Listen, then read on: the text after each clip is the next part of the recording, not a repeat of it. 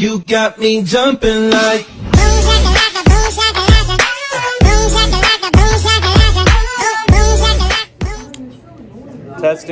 Testing, brother. All right. How's that look? Good morning, everybody.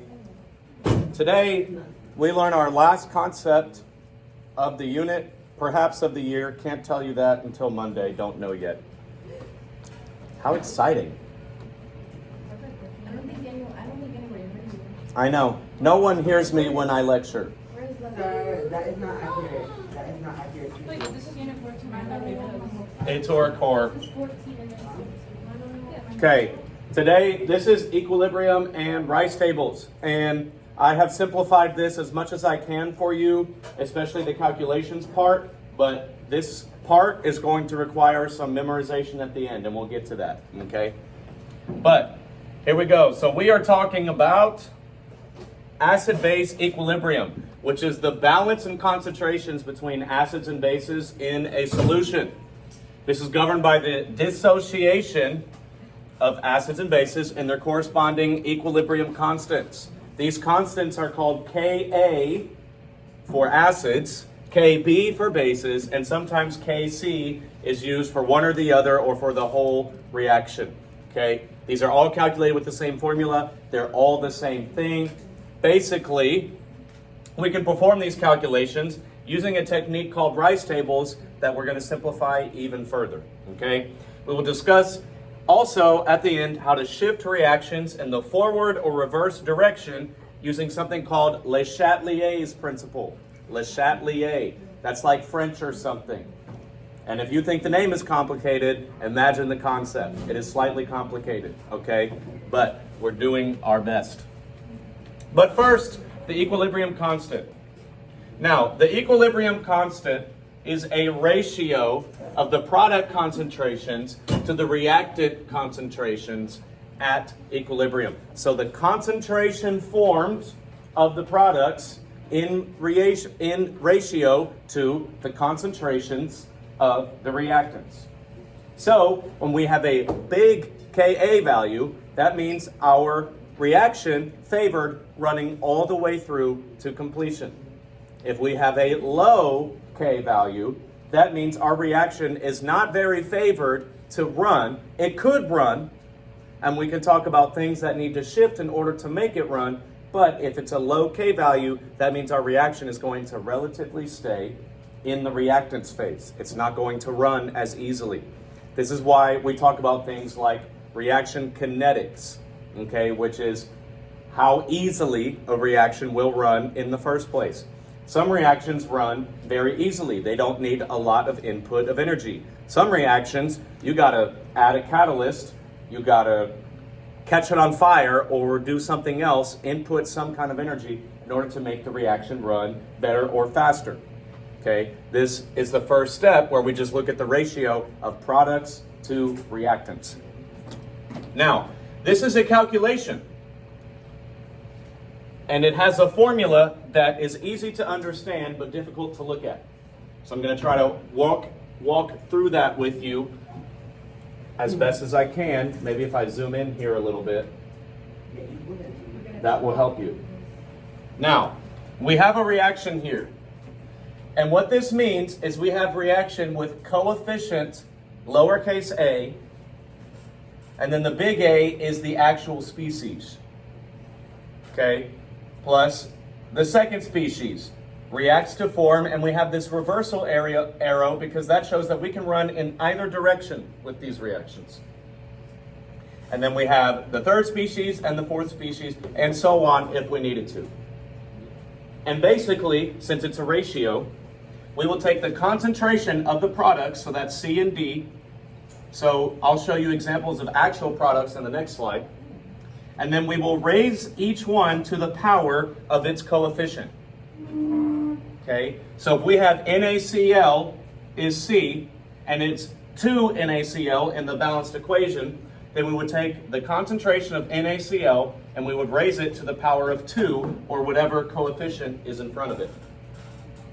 Okay, and then we divide all of that by the reactants, each one also raised to the power of the coefficient in front of it. These capital letters, again, are the concentrations of each species, and the lowercase letters are the coefficients from the balanced chemical reaction. Now, an important note, pure liquids and solids are not included. So if you see H2O L, its phase of matter is L, that means H2O in the pure liquid phase. You're not getting any concentration of that, you're going to exclude it. Similarly, if you see a solid, like silver chloride, anything that has the S next to it, that does not go into this equation because we're talking about concentrations that change across a reaction. Well, the concentration of pure water liquid is not going to change in these reactions. The concentration of a solid is not going to change in these reactions, okay? So you do not need to put those in the equation, and you will be tested over whether or not you know to exclude the solid or not. So don't put the solid into your equilibrium calculation. Now, I already said this, but a K value indicates the extent of a reaction. A larger K means more products are formed at equilibrium. So here's our first little example. We have all of these are in the gas phase, so all of them can be used. If it's in the gas phase or the aqueous phase, it needs to be used. Pure liquids and solids do not. So we have all of these here. We have nitrogen gas and hydrogen gas with a 3 coefficient react to form 2 ammoniums. Okay, so our Kc expression, I use the filler here as a template so you can look at it again.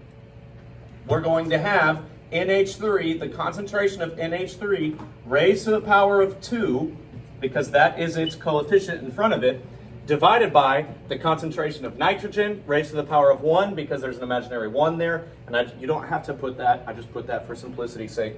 And then hydrogen gas raised to the power of 3, because there is a 3 coefficient in the balanced reaction.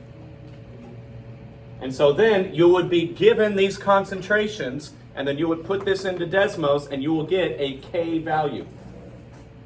And the K value, if it's large, will favor forming these products at equilibrium. If it's low, it will favor forming the reactants and not necessarily running the reaction without the input of energy. You can probably begin to imagine why we need this, because we need to know, especially in chemical plants, which processes require energy and which processes do not. So again, we are just forming this ratio that will tell us how favored our reaction is to run. So again, I included the same instructions on this example slide, and I gave you 4 different examples so that you can practice just making the expression itself. Because yes, that will be on your test. Not only do you need to be able to form the expression itself, but you also need to be able to solve it. You will have different questions asking both of those things. Well, yes. Right. Again, do not include pure liquids and solids in your equilibrium expression. And the reason for that is in these kinds of reactions, the concentration of pure liquids and solids do not change and is therefore omitted. Keep in mind that these are just the expressions for now. We will put numbers in later. Later being the next slide. So let me just show you. We have 4 HCl in the products. I like to work backwards in the reaction because it's products over reactants, so I just work backwards. HCl in the products, the concentration of hydrochloric acid raised to the power of 4. And then we have, I don't know what that is, H4, selenium oxide, figure it out. Raised to the power of 1 because there's a 1 coefficient there divided by water. Now, water, I did not give you this phase, okay? If this phase is pure liquid, then water would have been excluded here. But I didn't even give you phases yet. I'm just showing you how the expression would form. But I put in big capitalized red letters, do not include pure liquids and solids, okay? Again, with these, we have all of them raised to the power of their stoichiometric coefficient. We love to see it. Rice tables. Now, because you are lucky and blessed and highly favored, we will not have to actually write out the full rice tables. But in college chemistry, you will. Now, a rice table stands for reaction, initial concentrations, the change in concentrations, and then the equilibrium. Okay? These are used to organize and calculate changes in concentrations during a reaction.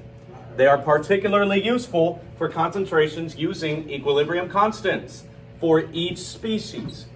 So each species will have its own equilibrium constant or equilibrium concentration, and then you will use that to calculate the overall constant for the reaction. Again, the purpose of that is so that you know whether or not this reaction is favored, and you know whether or not you need to buy more chemicals or not.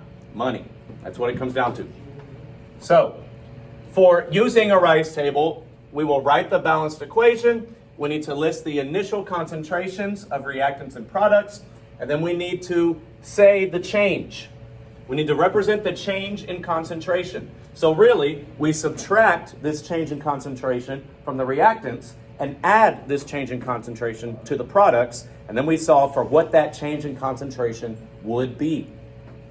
You will see how to do that, okay? It is much easier than it sounds. Don't forget to use your stoichiometric coefficients. And we will use our equilibrium expression to help us, and then we will solve for x and find our equilibrium concentrations for our unknown species. So at equilibrium, what concentration does this need to be in order to run this reaction favorably? Money. Okay. I gave you a bunch of examples. So we're going to walk through this very slowly to start out, and then I'll show you how you just need to learn a formula. You're welcome. So, here's our first example. If the Ka, which is the equilibrium constant, for the reaction of the dissociation of acetic acid, big words, the K for the whole reaction is 1.8 times 10 to the negative 5. That is a very small number, so we're not favoring our products at this time. Okay, we're favoring our reactants. Because, we learned this earlier, acetic acid is a weak acid, and dissociation of a weak acid is not favored. It doesn't happen. Okay? The strong acids easily dissociate. That's from 2 units ago. But we can still calculate if it can dissociate, and we can still calculate what we need to do to dissociate it. So, the initial concentration of acetic acid is 0.1 molar. We need to calculate the hydrogen ion concentration in the products and then the resultant pH of the solution. We have already calculated pH before, and calculating pH has been based on the hydrogen ion concentration. So, if we have an equilibrium constant and we have an initial concentration, we can calculate a final concentration. And once we have a final concentration, we can calculate the pH. So what pH will be formed when we do the dissociation of this weak acid? Now again, this is not a favored dissociation, but it can still happen chemically. So, our Rice table would look like, here's the reaction. I gave you the reaction for the dissociation of acetic acid, because we all know what that is still. None of us forgot that. And then we show it dissociating into the acetate ion into the hydrogen plus concentration. The question is asking, what is the pH? And in order to get the pH, we have to get this hydrogen ion concentration. Now, our Rice table is going to be set up the same way every time. And what's happening is we take our initial concentration and we are going to subtract by some unknown change. And the level or the magnitude of that unknown change is going to lead us to an equilibrium here. We were given that for acetic acid. And the exact unknown change in the negative direction from the reactants is going to be the exact positive change in the products. Now, if we're starting from 0 every time, then that means the exact change in the negative direction, then converted to the positive direction, is going to be our final concentration. I know it's confusing. Relax. I know it's confusing. I'm just walking you through the confusing parts, then I'll show you the easy part. When we add this in the products, both of our products are going to be at the same concentration. So we can form our equilibrium equation based on these changes in X and our initial concentrations. So we're going to fill this in with the K expression that we've already learned. The K expression, again, is each product raised to its stoichiometric coefficient divided by each reactant raised to its stoichiometric coefficient. And we were given the concentration of the initial, which means we have enough. Oh, and we were given the K value itself, which means we have enough to solve. Our products are on top. We are going to say that the final concentration of H plus ions is going to be X. Well, because of chemistry and stoichiometry, our final concentration of the acetate ion is also going to be the same X. So our final concentration is going to be X raised to the power of 1, because that's our stoichiometric coefficient, times X, again, raised to the power of 1. They're the same here, but we need them both. X to the power of 1 times X to the power of 1. And this, again, comes from our equilibrium concentration equation. So we have X times X divided by the concentration of the reactants raised to the power of their coefficient. Yes, you may. So the concentration of the reactant was given to us, which is 0.1 molar. So we will take that concentration and we will put it in the products and we will raise it to the power of the stoichiometric coefficient in front of it. Thankfully, that's a 1. And then we will set that equal to the Ka itself, which was given to us and will always be given to us, 1.8 times 10 to the negative 5 for this reaction. So in effect, what we are doing when we simplify this is X squared divided by 0.1 equals 1.8 times 10 raised to the power of negative 5. And then we have an algebraic expression that we can solve. We have X squared over 0.1 equals 1.8 times 10 to the negative 5. After that, we can solve for X. And when we solve for X, we will get that hydrogen ion concentration, and then we will use our normal pH calculation that we've already learned to then calculate the pH from that. When we do that, we get X squared over 0.1 equals 1.8 times 10 to the negative 5. So we can multiply both sides by 0.1, and we get X squared equals 0.1 times 1.8 times 10 to the negative 5. Then we need to solve for X. So we will take the square root of both sides. I'm about to get to the part where you can just start filling in numbers, and it's easy. We will do X equals the square root of the initial concentration times the Ka. This will give us our concentration of H plus ions. In this problem, when we do the square root of 0.1 times the Ka, we get our answer. Once we have that answer, this is the concentration of hydrogen plus ions. And now that we have the hydrogen ion concentration, we can calculate pH. If you recall from an earlier unit, pH equals negative log of the concentration. So we just do negative log of that answer, 1.3 times 10 to the negative 3, and we get 2.87, an acidic pH. So in the dissociation of the weak acid, acetic acid, the pH that would be formed, or of our resultant solution, is 2.87. How confusing. Let me point out something to you in the second one. Example 2. This time, in the Ka of hydrofluoric acid, 7.2 times 10, I can't tell because of the zoom, it's 10 to the negative 4. Okay, and the hydrofluoric acid, by the way, is also a weak acid, so this makes sense. 7.2 times 10 to the negative 4. The initial concentration is 0.15 molar. So we need to calculate, again, the hydrogen ion concentration and the resultant pH of the solution. Now, on your test, you will be asked to calculate pH once, and then other times you will be asked to just stop at the equilibrium concentration, just stopping here. So I went ahead and on every example, I take you all the way to pH. That way you know how to do the hardest one. And on the test, if it doesn't say to calculate the pH, don't. How easy, okay? And your answers, notice the difference in the answers here. A pH is going to be a value from 1 to 14. A concentration is going to have scientific notation attached to it, okay? So you're going to be able to tell the difference. And it's going to say calculate pH or not. For all of the examples, I went ahead and calculated pH, all right? Just to make it easier to learn and to show you the hardest possible problem. Now, we can go through all of this again, or we can recognize a pattern. And recognizing this pattern is what you're going to want to do in order to get this right every time.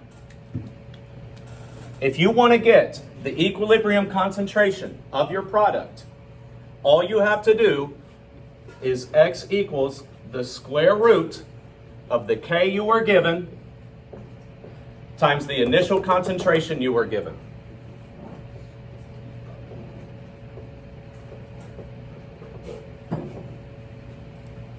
Because we're going to follow this formula of raising each thing to the power every time. Now, your stoichiometric coefficients on this test are not going to change. It's always going to be 1. You are so welcome, because I went through and looked at it. Okay?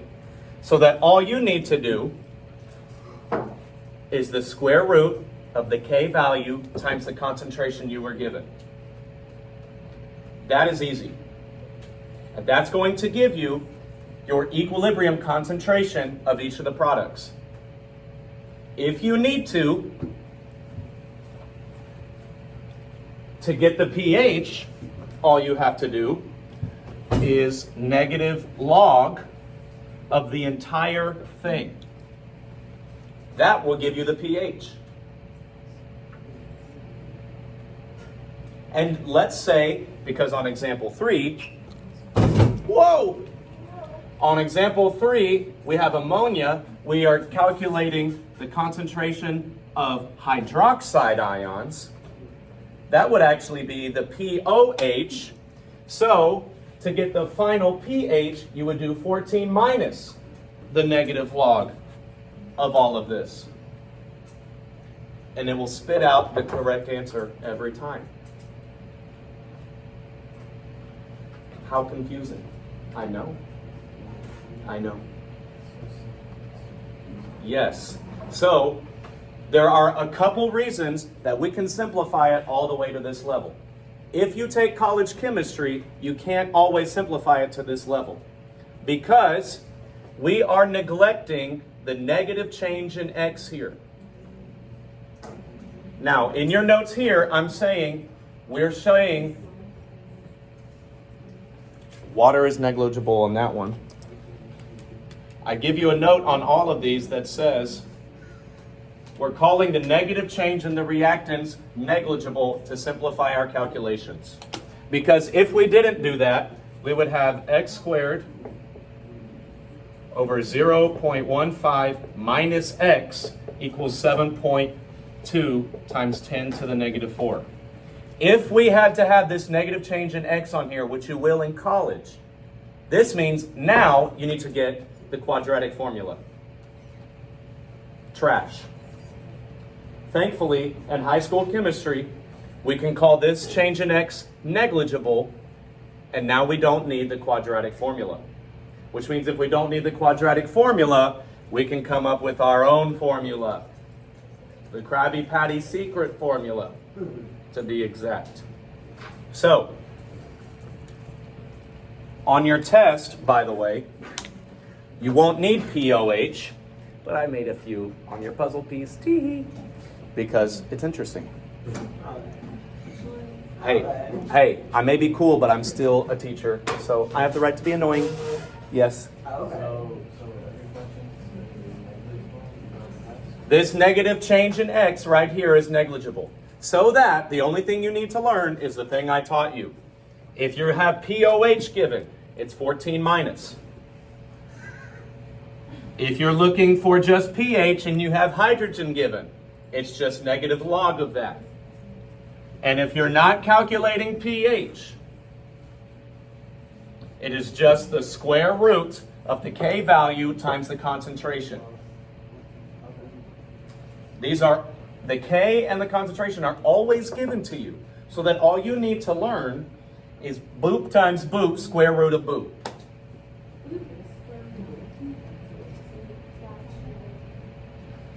And when we do that, you will get a K value that will tell you, sorry, we already have the K value. You will get the concentration value that will tell you what is going to be the concentration of this product at the end of this reaction.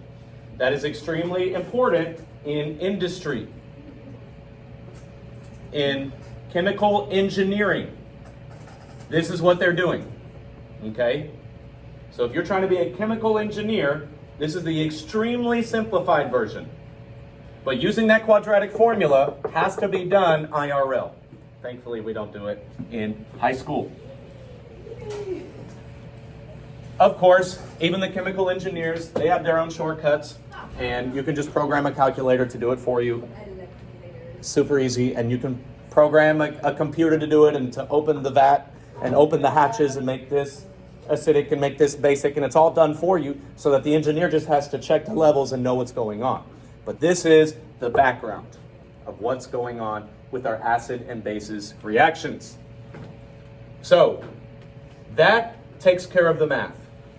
Now we have Le Chatelier's principle. And Le Chatelier sucks. And the reason it sucks is because it's not intuitive. You would think it's intuitive, and even this explanation makes it sound like it's intuitive. But every time I've learned this, I wound up being confused. So what I have decided to do is to look up every single possible change that you can do to a reaction and put it in the simplest words as possible so that you can memorize what you need to memorize. That way you can understand that if we do this to a reaction, here's what's going to happen. And we can do a lot of things to change the environment that a reaction runs in. So these are all of the things we can do to change the environment that a reaction runs in. It's called Le Chatelier's principle, and changing these things is going to affect how the reaction runs. So, if a system at equilibrium is disturbed, the system is going to adjust to minimize disturbance. That's what Le Chatelier is saying, and then it will reestablish equilibrium. And so, when we do the thing in bold, here's what's going to happen in the reaction to counteract what we did to the reaction. For example, if we add or remove reactants or products, okay, so we're just adding more. Pour more in, okay? If we add more of a reactant, the reaction will shift toward the products to use up the added reactant. That makes sense. If we remove a reactant, the reaction will shift back toward the reactants to replace what was taken away. Makes sense. If we add more product, the reaction will shift toward the reactants to reduce the added product. And if you remove a product, the reaction will shift toward the products to replace what was taken away. So let's say you have a chemical reaction. Something that did help me in terms of this was up and out, down and in. So if we add more of a reactant, so that's B here, this is a reactant. The reaction will shift toward the products to use up. Up. Oh, it's up and in, down and out. Golly, see, that's why I was always confused. Up and in, down and out. Similarly, if we add more product, the reaction will shift toward the reactants to replace it. So we do up and in, down and out, so that if this goes up, we go in. If this goes up, we go in towards the arrow, and it's going to shift. If we go down and out, so let's say we take away a reactant or a product. If we take away a reactant, the reactant will shift towards the reactants. down and out. If we take away a product, the reaction will shift toward the products. So you're matching these arrows head to tail, head to tail, head to tail, head to tail. Up and in, down and out. I know it sucks. Imagine me in college figuring this out by myself. I know. This is the easiest way to remember adding and removing products. But what about temperature? We can also change the temperature in a reaction.